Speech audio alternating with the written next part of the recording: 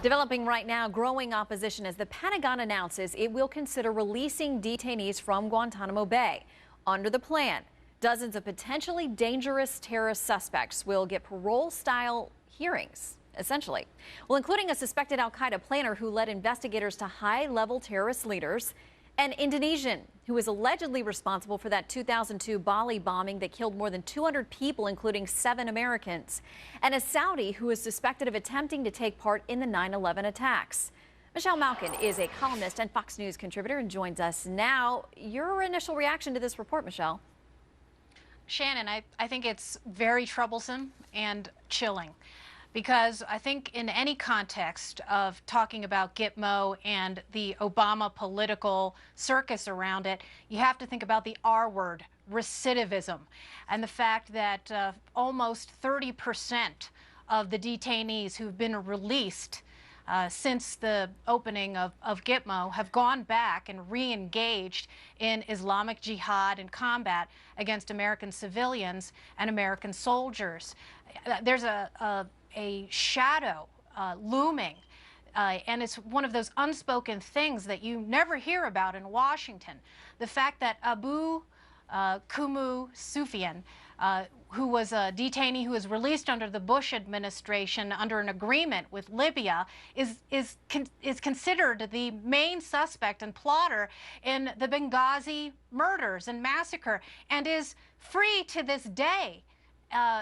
Why don't we ever hear politicians talk about that in the context of the maneuvering that's going on in the Obama administration, not only to close Gitmo, but to possibly transfer these detainees on U.S. soil? Well, and I want to share a little bit of what we got from the Defense Secretary's office. This comes from a public affairs representative who said essentially these periodic review boards, as ordered by the president, will exist to determine if conditions are now such that we believe the threat posed by the detainee who's there sitting before the board can be sufficiently mitigated such that the U.S. no longer must detain him. How do we do that? Yeah, good question. And I think given the track record of jihadi recidivism among Gitmo detainees, the American people have to greet any promise that this kind of board or any other new layer of bureaucracy that the Obama administration is going to create is actually capable of making that kind of assessment. Well, and of course, we all know that the president, very early on, pledged to have Guantanamo Bay closed down. So do you think that this is just another step in trying to make sure that that happens? Because there are detainees that this administration says could be released, but that Congress is fighting them, and so they can't get it done. Is this a step in that direction toward fulfilling that promise? Well, it's certainly the gesture and appearance, the optic of trying to fulfill his promise. But remember that this president also promised that he wouldn't bring any of these detainees onto U.S. soil.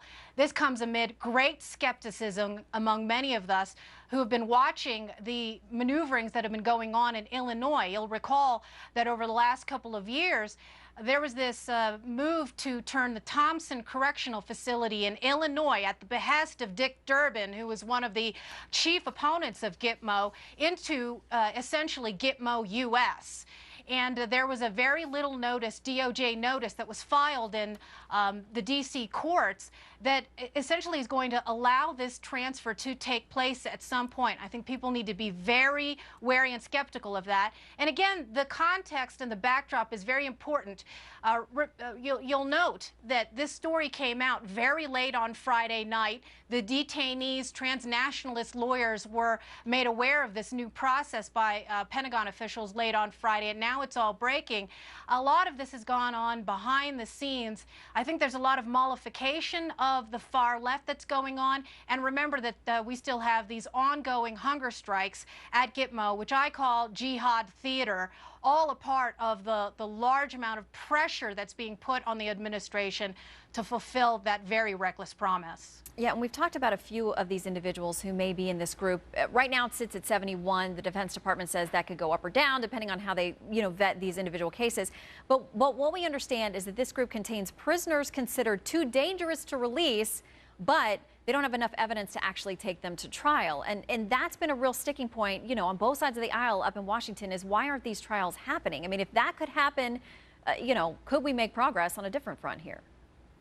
Right. There was a court decision recently that acted as hamstringing of the tribunal process, that said that providing material support to terrorism did not qualify as a quote-unquote international war crime. So I think that that sort of froze some of the tribunal process. On the other hand, there's been a huge amount of foot dragging on the part of the Obama administration and the Department of Social Justice in particular to not go ahead with the trials that could take place. And there has been no justice, for example, for the American families of the victims of the USS Cole bombing. They have not done anything on that front to prosecute the mastermind of the USS Cole bombing, who was one of the detainees there. And of course, the entire circus around Khalid Sheikh Mohammed and the masterminds of the 9/11 plot. A lot remains to be done, and good of you to raise the USS Cole because, yeah, as you said, still some answers needed by those families and closure for those families, and we should not forget that or any of these other developments. No timeline for these so-called periodic review boards, but we'll keep an eye on it. Michelle, thank you. You bet. Take care.